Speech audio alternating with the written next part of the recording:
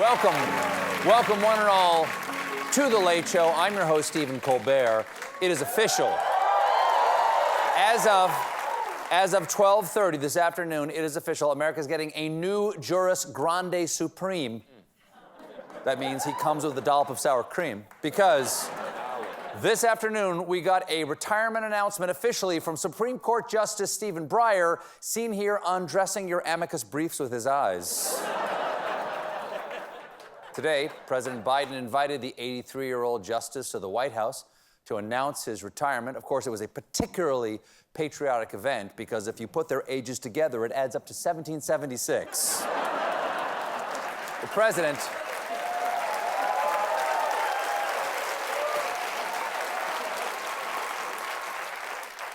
Biden talked about his long history with Breyer.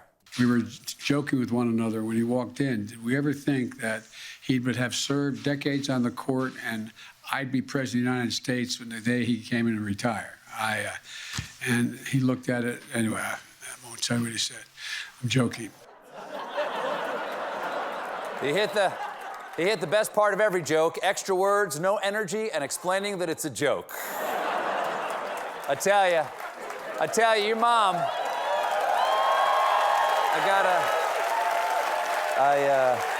This fella here, I was saying to this guy over here, I just said, your mom is so fat that she went to church, and at the church, she was there for baptism, and she was baptized, and it was at the church, and the church was SeaWorld, and anyway, I won't tell you what she said, I'm joking. Justice, quality. It's quality. Justice Breyer talked about how he and his wife paid his grandchildren to memorize one of Lincoln's greatest addresses. Joanna paid each of our grandchildren a certain amount of money to memorize the Gettysburg Address. And the reason that what we want them to pick up there and what I want those students to pick up, if I can remember the first two lines, is that 407 years ago, our fathers created upon this here a new country. Fourscore and seven fathers ago, our country did heed the call of nature, and the tree did fall in the woods, and there was no one there to hear it. Wait, let me start over. 420 blackbirds baked in a pie. Joanna, where's my $5? Joanna. In fairness. Watch this. In fairness, I think Justice Breyer was just doing his impression of how Lincoln would have given the speech after the play. Breyer's retirement. Wow. Yeah. Too soon. Historical figure. Breyer's retirement means Biden gets to appoint his replacement. At the retirement ceremony, Biden spelled out the exact qualities he's looking for in a candidate. The person I will nominate will be someone with extraordinary qualifications, character, experience, and integrity. And that person will be the first black woman ever nominated to the United States Supreme Court. That was a major campaign promise. Promise is made. Put that out there. Promise is kept. Now, here's the thing. Yeah. That's exciting. Yes. That's exciting to hear. Thing is, Biden hasn't released any names yet, but they didn't stop Fox News from speculating yesterday. So this person has to be a woman, she has to be black, and she's got to be younger. Anybody thinking what I'm thinking? They don't know what to do with Kamala Harris in the White House right now. It's a possibility. I think she's at least on the short list. I think it's a theory that could be credible. Yes. According to theoretical sources, the name they yanked out of their keister could be credible. Possibly. Let me clue you in, Fox News. Joe Biden is not nominating Kamala Harris. It's a 50-50 Senate, and she can't vote for herself. And I know what you're saying. Anything's possible. No, it isn't. There is no possible universe in which this happens. Thanos can snap that glove all he wants, but even the Infinity Stones could not put her on the court.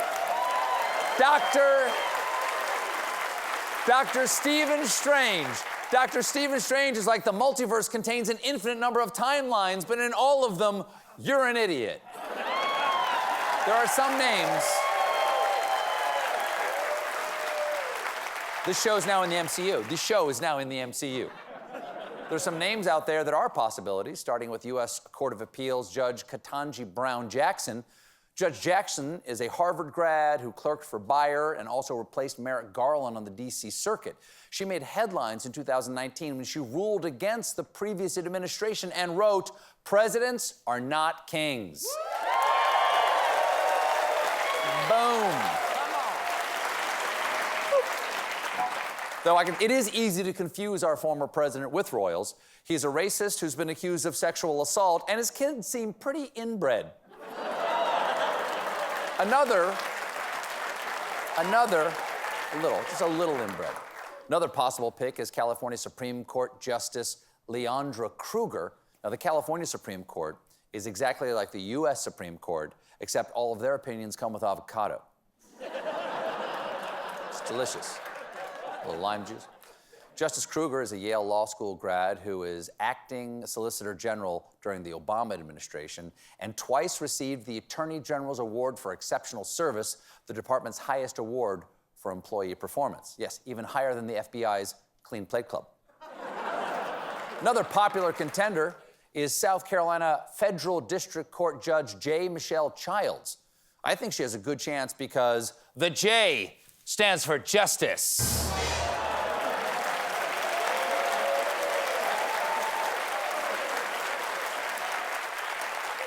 I'm sorry. I'm being told that J stands for Juliana, but still a lovely name. Whichever candidate Biden picks, Senate Majority Leader Chuck Schumer predicted the confirmation process would take place swiftly and that a Biden nominee will be confirmed with all deliberate speed. And if Chuck Schumer is known for anything, it's lightning speed. We are committed to confirming the president's nominee, but first,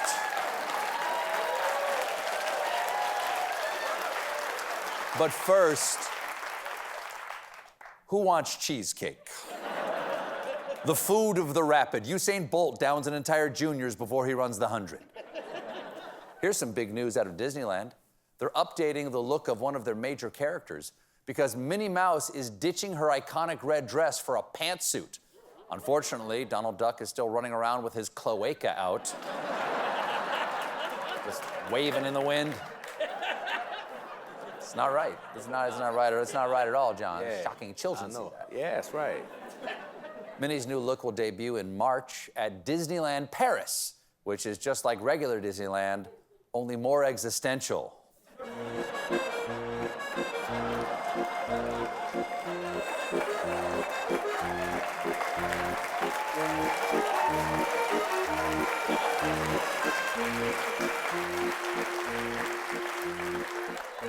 It is a small world after all. And an indifferent universe. Oh, Pluto, look at what a mess you made. Leave it. Death waits for us all. It's a fun little story. And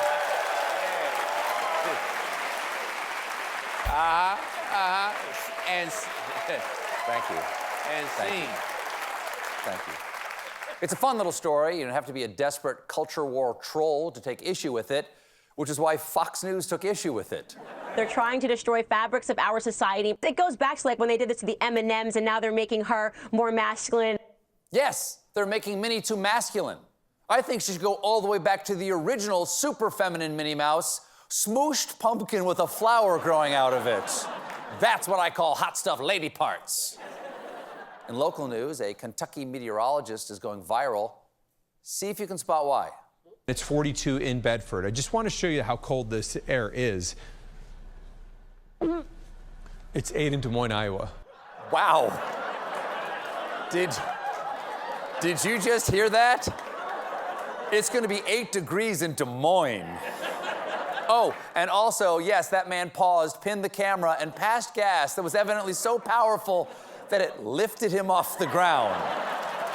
I'm not imagining that, right? It actually propelled him out of his floor chimes. The video has been crop dusting the internet ever since someone posted it on Twitter, and people are getting their jollies at this poor guy's expense. Ha ha, it is to laugh, but I'm not laughing. Everybody farts.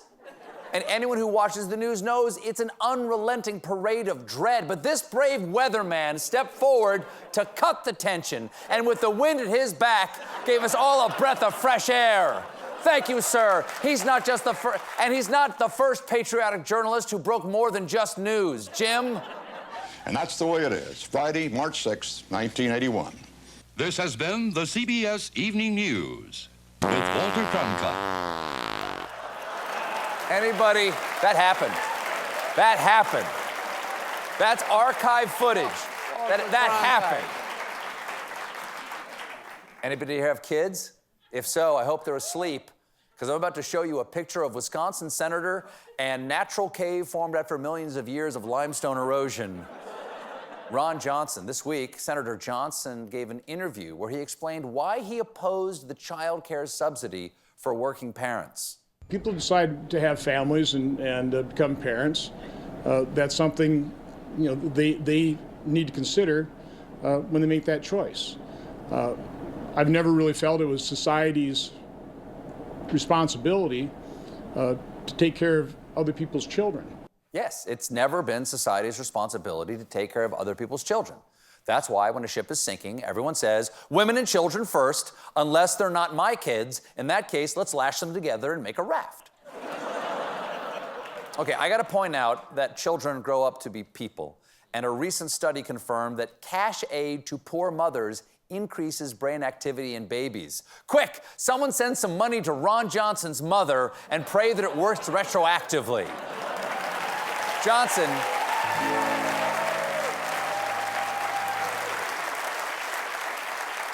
Johnson doubled down on his tough-on-baby stance yesterday, tweeting, "The left wants the government to run the family. I believe the parents do." It's true, just like it says in Ron Johnson's campaign theme song.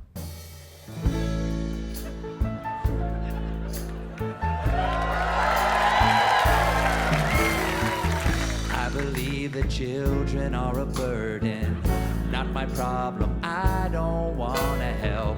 Let them fight like chickens in a big old ring. Give them a razor blade to cut their enemies. Let us put our money down on that little one. She looks scrappy. I decided long ago never to help with anyone's children. If they fail, if they succeed, depends upon their reaction speed. If kids need cash, they better win. Get low and aim for Timmy Shin, because the greatest show of all is what we have tonight. My guests are Kate.